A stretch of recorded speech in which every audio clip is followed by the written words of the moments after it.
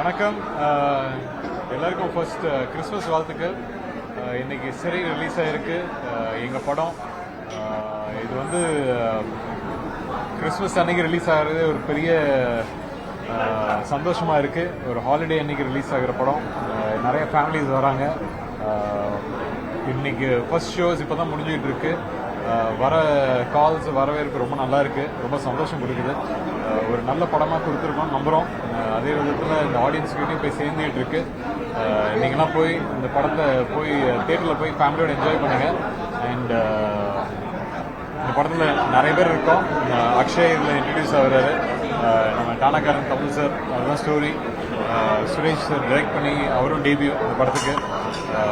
அனிஷ்மா, அனந்தா, இசைக்கு எல்லாமே நிறைய பேர் இருக்காங்க. இங்கே ஒரு டீமாக இன்னைக்கு வந்திருக்கோம்.